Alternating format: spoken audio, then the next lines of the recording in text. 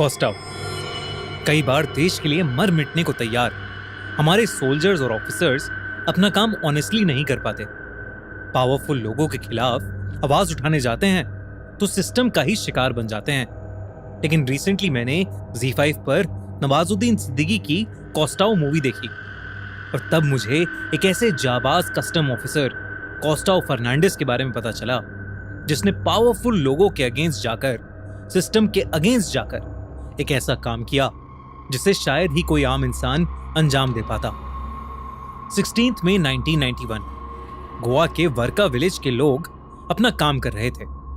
तभी full speed पर एक व्हाइट कॉन्टेसा कार विलेज के एक कोने से आई और अचानक ही एक मोटरसाइकिल ने उस कार को ओवरटेक किया और उसे रोक दिया। उस मोटरसाइकिल वाले और कार के ड्राइवर में बहस होने लगी और मोटरसाइकिल वाला कार के अंदर घुस गया। कार वाले ने चाकू निकाला और कुछ देर बाद कार से एक जोर की चीखने की आवाज आई। वो चीख उस कार वाले की ही थी। कार का ड्राइवर मर चुका था। इतने वो मोटरसाइकिल वाला घायल हालत में बाहर निकला। उसने कार की डिक्की खोली और उसमें से सोने के बिस्किट निकालकर सब गांव वालों को बताया कि वो एक कस्टम्स ऑफिसर है और ये कार एक गोल्ड स्मगलर की है। लेकिन आसपास खड़े लोगों में से किसी ने उस घायल कस्टम्स ऑफिसर की मदद नहीं की। उसने उस कार को वहीं रोकने के लिए उसके टायर पंक्चर किए और वो बीच की तरफ एक गली में भाग गया। गांव वालों की चाहकर भी उस कार वाले इंसान को छूने की हिम्मत नहीं हुई, क्योंकि वो आदमी कोई और नहीं बल्कि गोवा के फॉर्मर सीएम और साउथ गोवा के सबसे बड़े पॉलिटिशियन का भाई था। जब उस पॉलिटिशियन को पता चला कि उसके भाई को किसी ने मार दिया है तो वो गुस्से से पागल हो गया और उसने पूरे गोवा को सर पर उठा लिया। उस कस्टम्स ऑफिसर को आइडेंटिफाई किया और उसका नाम था कॉस्टाव फर्नांडिस। उस पॉलिटिशियन के गुंडे और पुलिस दोनों कॉस्टाव के घर गए, लेकिन कॉस्टाव फरार था। उस पॉलिटिशियन ने बयान दिया कि ये सब एक पॉलिटिकल साजिश है और उसके भाई को फंसाया जा रहा है। इतना ही नहीं, उन्होंने ये भी कहा कि कॉस्टाव एक गद्दार क्रिमिनल है। पूरा गोवा कॉस्टाव को ढूंढने के लिए बंद कर दिया गया, पर कॉस्टाव का कोई नामो निशान ही नहीं था। पुलिस उसकी फैमिली पर प्रेशर डालने लगी। हर कोई सिर्फ कॉस्टाव को ढूंढ रहा था। अगली ही रात कॉस्टाव अचानक से वापस आ गया और उसने पुलिस को सरेंडर कर दिया। पर उसी दौरान उस पर एक जानलेवा हमला हुआ, जिसके बाद सबने उसका सच सुना। एक ऐसा सच जिसने ना ही पूरे गोवा को हिलाकर रख दिया, बल्कि इंडिया की सबसे बड़ी गोल्ड लैंडिंग्स का भी पर्दाफाश किया। गोवा के 1961 में आजाद होने के बाद कई गैंग्स सोने और ड्रग्स की स्मगलिंग के लिए पोर्ट्स का इस्तेमाल करते थे। स्मगलिंग दिन ब दिन बढ़ती गई और उनसे डील करने की रिस्पॉन्सिबिलिटी थी कस्टम्स ऑफिसर की। ऐसा ही एक कस्टम्स ऑफिसर था कॉस्टाव फर्नांडिस, जिसने 1979 में कस्टम्स को ज्वाइन किया।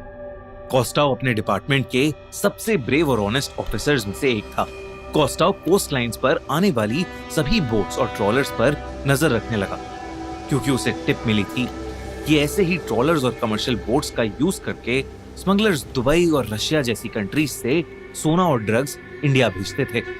उसने कई स्मगलर्स को पकड़ना शुरू कर दिया, लेकिन वो सब इस स्मगलिंग माफिया का एक बहुत ही छोटा हिस्सा थे।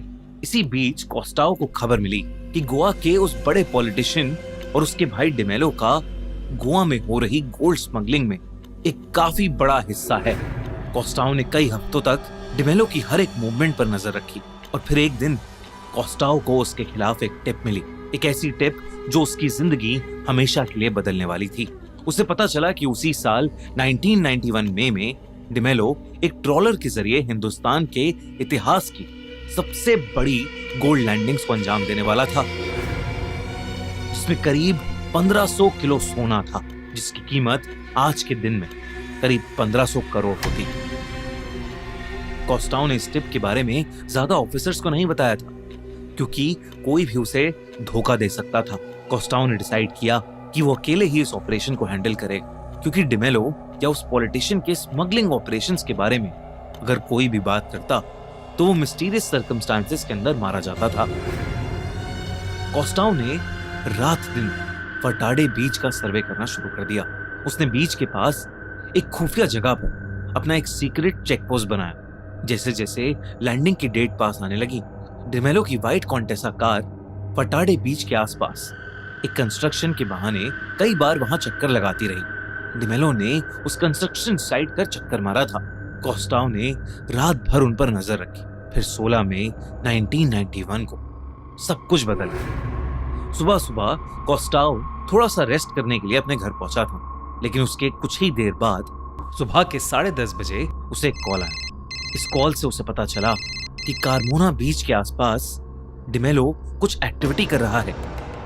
कोस्टाओ तुरंत अपनी बाइक पर वहां पहुंचा और उसने देखा कि डिमेलो का भाई बीच के पास ही बार में बैठा हर चीज पर निगरानी रख रहा था।